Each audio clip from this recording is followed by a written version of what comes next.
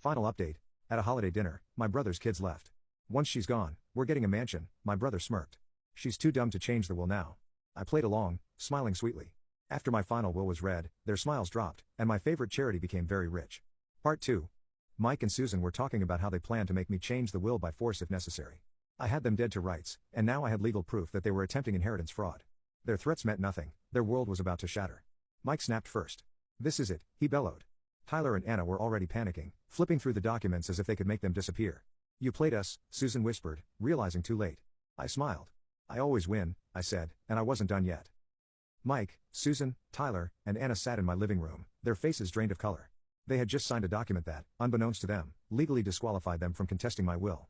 Now, staring at the proof of their fraud, they realized their plan had backfired. We can explain, Mike blurted out, his voice shaking. I raised an eyebrow. Go on, then, I said, leaning back, completely unbothered. Explain how you were plotting to force me into changing my will. Silence. Tyler and Anna were flipping through the papers as if they could somehow undo what had just happened. This is all a misunderstanding, Susan finally stammered. We would never. I cut her off. You got caught. Now, what are you going to do about it? I could see the gears turning in Mike's head. He wasn't the type to back down, he thought he could still find a way to turn this around. And I had no doubt he was going to try. I just had to make sure I was ready. 2 nights later, I woke up to my phone ringing nonstop. Groggy, I checked the screen, Tyler, then another call from Anna, then a text from Mike, emergency, mom's in the hospital. Call now. My first thought was, it's a trap. But there was a tiny part of me, the part that still remembered growing up with Mike, that hesitated. What if it was real? What if something had actually happened to Susan? So I did what any reasonable person would do, I didn't go to the hospital. I called the hospital directly instead. And what did they say? We have no patient by that name. I felt a cold, slow rage fill my chest. They had lied, but why? What was their real plan? I spent the next day waiting to see what they would try next. And by that evening, I had my answer. I was sitting on my back porch when I heard the sound of tires in my driveway. A glance at my security camera showed Mike and Tyler getting out of their car, neither looked happy. I stayed where I was, letting them come to me. I hope you didn't go to the hospital, I said before they could even speak. Mike froze for half a second, then forced a laugh. Oh, yeah, no, it was just a scare, he said quickly. She's fine. Liar, I stared at them. Why are you here? Tyler stepped forward, hands in his pockets, trying to look casual. Look, we got off on the wrong foot, he said smoothly. I get it, you're pissed, but we're family. We can fix this. I don't think we can, I replied flatly. Mike sighed dramatically. All right, listen, he said, rubbing his temples. We made some bad decisions, okay? But we were desperate. We didn't think you'd actually screw us over like that. Screw you over? I repeated. That's rich. Tyler tried to smile, acting like we were negotiating a business deal. Look, Auntie, I know you're mad, but think about it. This whole mess could go away. You don't have to deal with lawyers or court or any of that. Just rewrite the will, give us a fair share. That's all we're asking. I stared at them for a long moment, then I smiled. You're right, I said. Mike blinked. Wait, what? You're right, I repeated. This whole thing could go away. Let's talk inside. I turned and walked toward my house, and they followed, thinking they had just won. They had no idea I was about to turn their world upside down. The moment the door shut behind us, I turned to face them. So, you want to negotiate? I asked. Mike nodded. Exactly. We just want, I interrupted him. Let me stop you right there. Before we talk, I think you should know something. I pulled out my phone, tapped the screen, and hit play. A voice filled the room, Anna's voice. Dad's an idiot. If he hadn't rushed it, we could have handled it differently. I told him we should have waited for her to actually die before making any moves. Tyler's voice came next. Yeah, but the loans are already in place. We need that money. She's old, she's not going to last another 10 years. Worst case, we make her think she's sick, mess with her meds or something. I watched as Mike's face drained of color. Tyler went rigid. What the hell is this? Mike grasped. I smiled. A recording of your kids planning to kill me. The breakdown began. Tyler lunged for my phone. I stepped back. I have copies, I said coolly.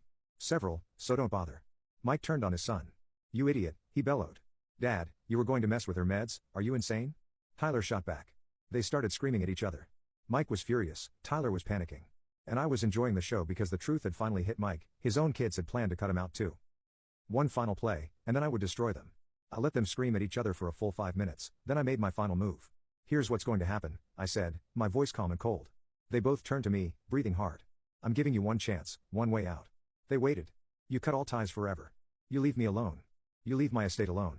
And in return, I let that sink in. Tyler swallowed. In return? I smiled. I won't send this to the police. Not yet, anyway. Silence. Then Mike whispered, I shrugged. Take it or leave it. Mike stared at me, his face pale and tight with rage. Tyler had gone silent, jaw clenched. Susan and Anna weren't here, and I had a feeling they didn't know about this little meeting. You're bluffing, Mike finally said, his voice low. Am I? I pulled my phone back out, scrolling through my messages. I could send this recording to the police with one tap. Mike flinched. Tyler, the genius who had suggested messing with my meds, had started to sweat. His eyes darted toward the door. I didn't mean it, he said quickly. It was just talk. Talk that could get you arrested, I said. Talk that could destroy any future you have. Mike whipped around, grabbing his son's collar. You little idiot. He growled. You were going to try to kill her. You just ruined everything. And there it was, they were turning on each other. I let them argue for a few minutes, watching as Mike raged and Tyler desperately tried to defend himself. Then I stepped in. Enough. They stopped, breathing hard. I kept my voice calm and cold. I meant what I said. This is your one chance. Leave me alone, or I send this to the police. And if you ever contact me again, if you ever so much as breathe in my direction, I leaned forward, I will bury you. Tyler paled. Mike swallowed. They weren't stupid, they knew I meant it. The last move. Mike let go of his son and turned back to me, hands shaking. You think you've won? He asked, his voice thick with hatred. I smiled. I don't think I've won, Mike. I know I have. His face twisted, and for a moment, I saw the brother I used to know before greed had eaten him alive. We could have been a family, he said, his voice almost soft. No, Mike, I said. We never were. Silence. Then he turned, yanked Tyler by the arm, and stormed out of my house. I stood there, listening to the sound of their car speeding away.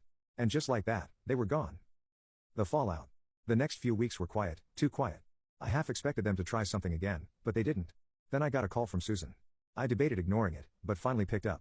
Whatever it is, I don't care, she sniffled. Mike left, she said, her voice small. He packed a bag and disappeared. I haven't seen him in days. I felt nothing. That's not my problem, I said. It is if you pushed him too far, she snapped. He's your brother. No, Susan, I said. He stopped being my brother a long time ago. She tried to yell, tried to guilt me, but I hung up. I was done. And that night, I finally slept without looking over my shoulder.